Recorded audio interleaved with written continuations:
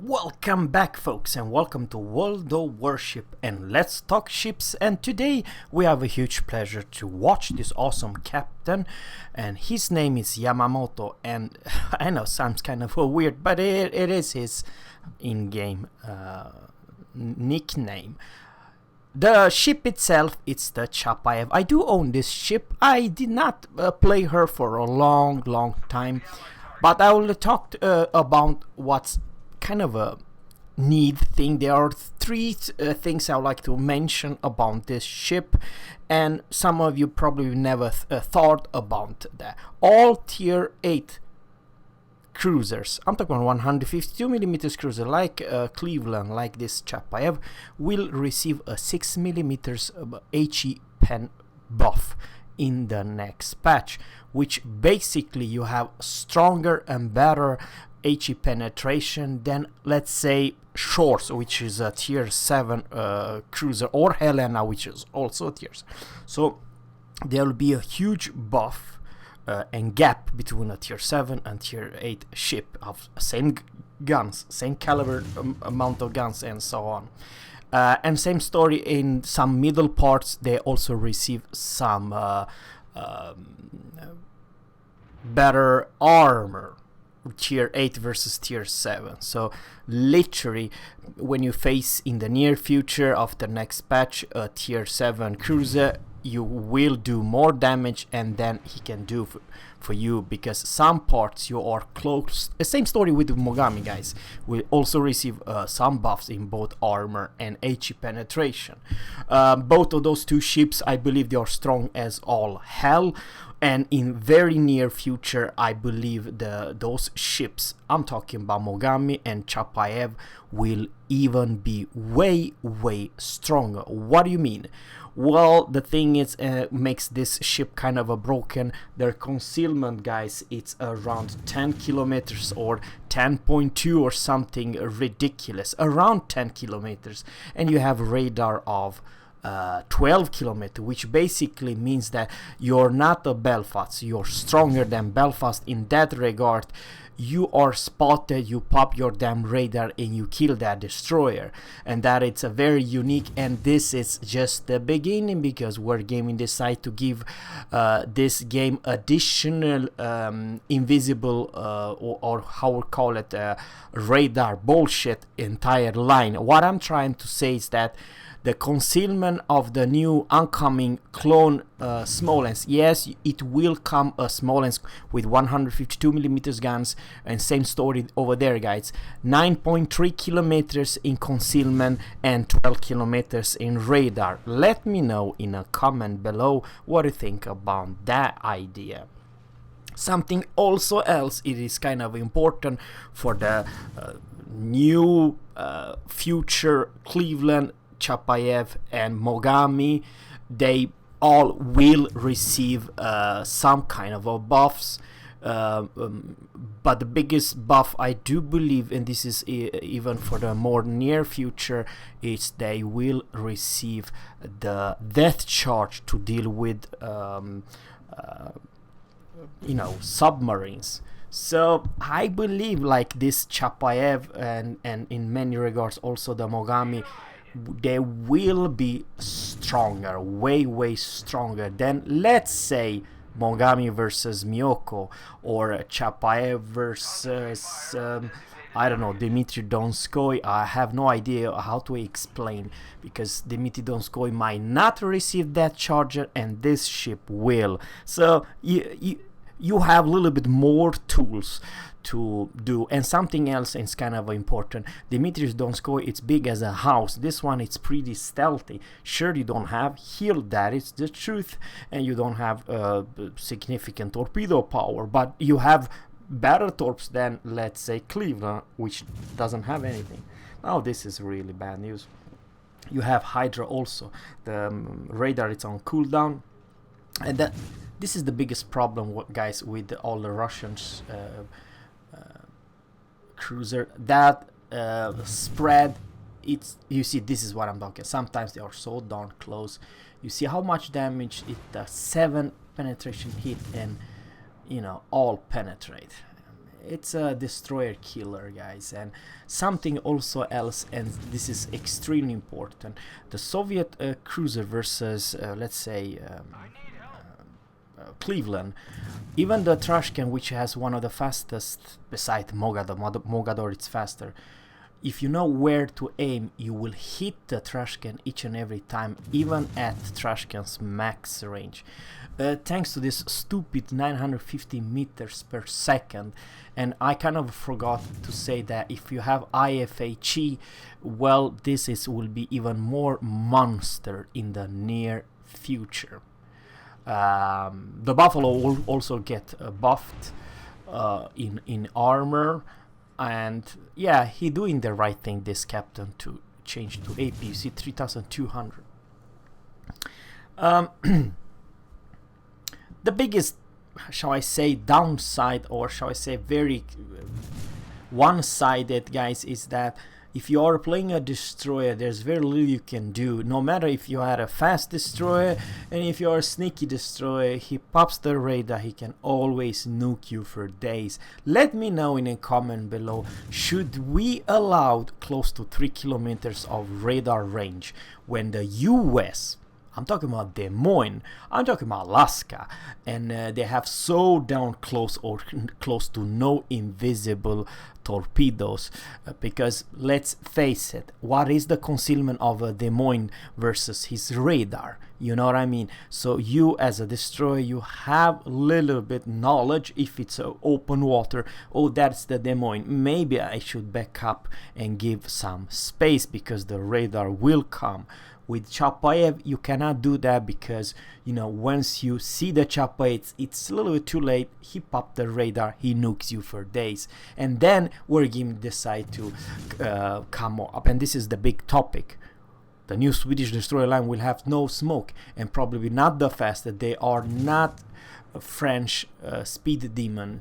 The only kind of tweaks they do have, it's for the tier 10 Holland, which Wargame decide to give her plus 30% in speed boost. And same story with Småland. The Småland, it's confirmed it will cost 2 million free experience.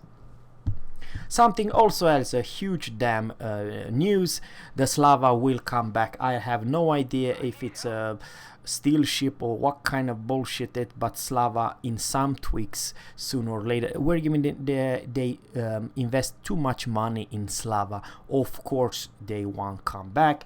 And by the way, the Slava will have this US battleship module that you can increase your range by 16%. So altogether Slava's range can be up to 28.5 kilometers in range. Let me also know, guys, it is normal or is it useful?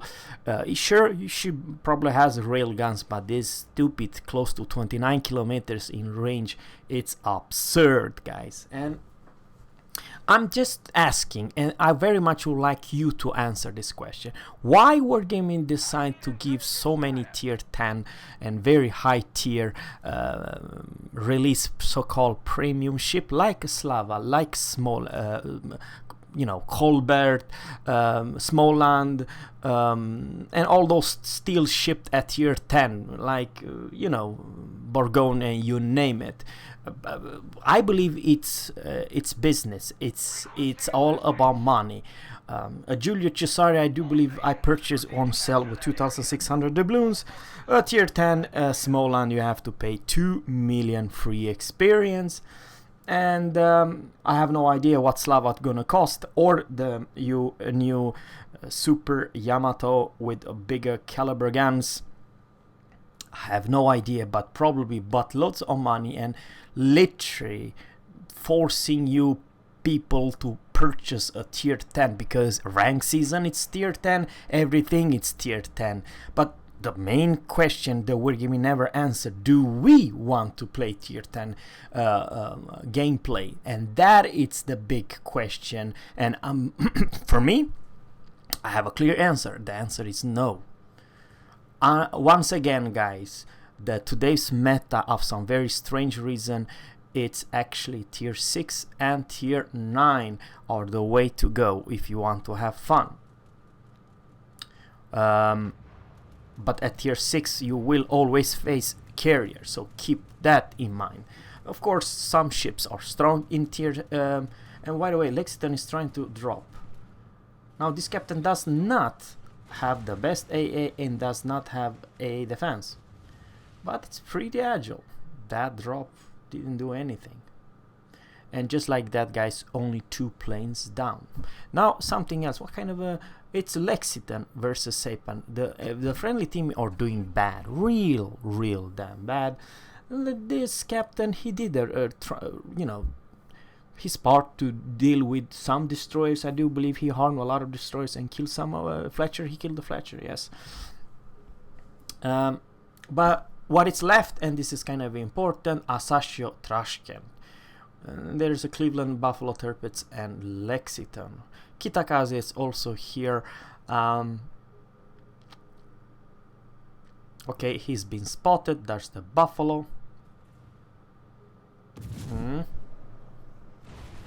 Oh man, percent it's they tread in fires.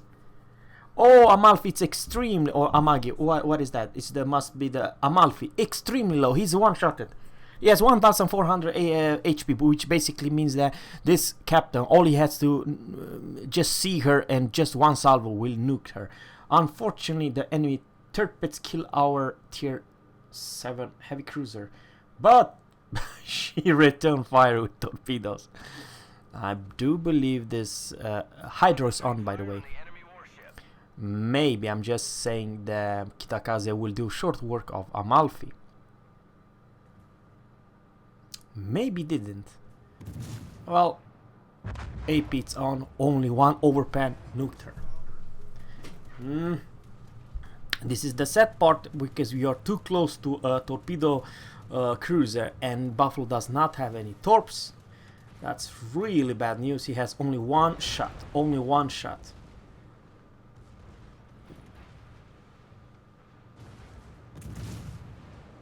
Oh man, one Citadel only.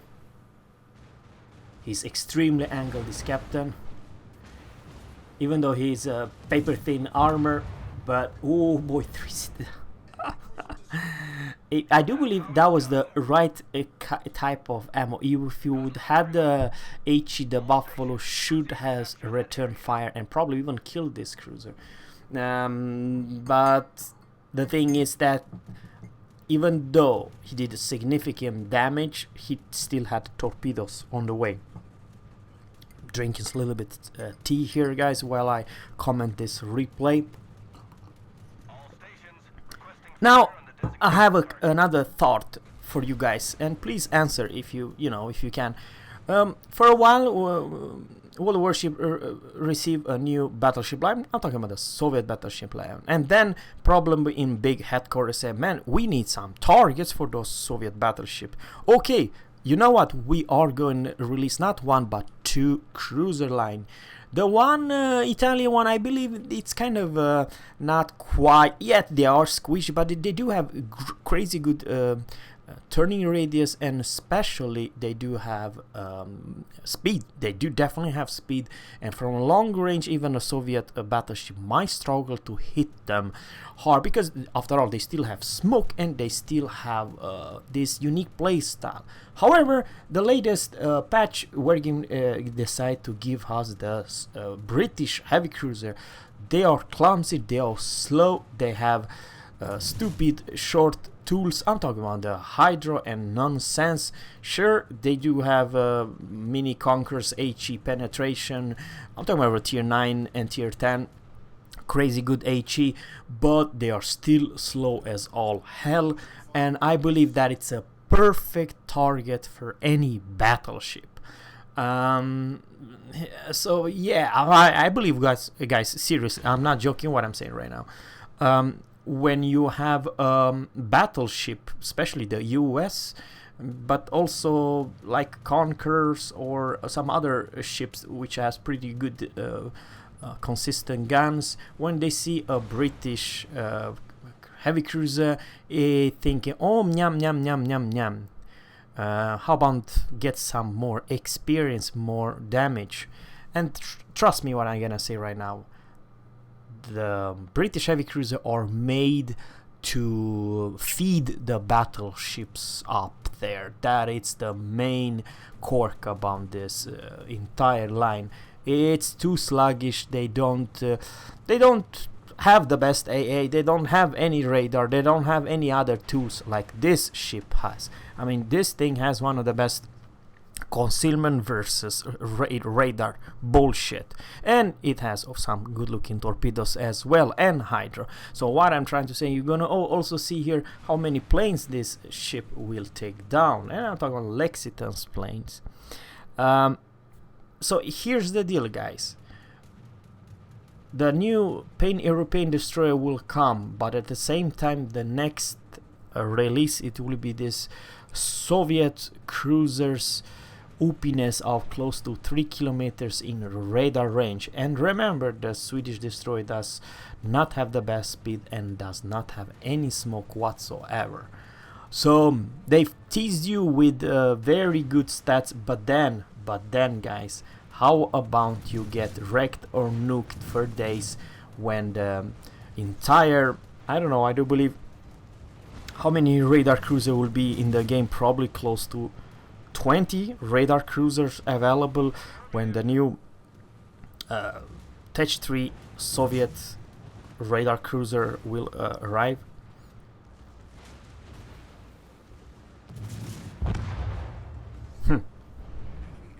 Very well played from this captain, actually. Remember, he does not have any heal. So what is left right now, it's the Tirpitz and Asashio. And yes, good luck to hit Asashio, because Asashio is one have a great concealment. But the same story, guys. Even though Asashio has smoke, has great concealment, Asashio doesn't have any speed. So all he needs to do, and here's the problem with this game, you have to be spotted. Do not open fire like this captain. Has to be spotted by destroyer. You pop your radar and you kill that destroyer, the last remaining destroyer, and secure the win. Our Kitakaze went and trying to defend C, and this captain probably going for A because there's only 1 minute and 45 seconds left. He did a great job, though, don't get me wrong. I believe that 30 planes down, it's something. Man, our Kitakaze, it's eating a lot of damage. Okay, he got wrecked by the secondary. So, actually, it's bad, because if the enemy will cap C, I repeat, if he will cap C, and if the Asashi is going for B, then they might actually turn this on.